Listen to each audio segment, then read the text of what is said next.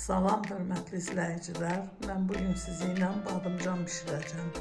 Badımcan bişirmək üçün mən ilk öncə badımcanları doğramışam. Biraz duz tökərək qoymuşam ki, acı suyunu buraxsın. İndi isə badımcanı yağa tökürəm.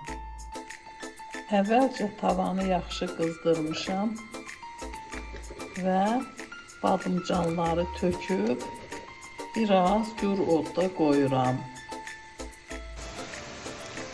İndi mən ona qırmızı və yaşıl biber vururam.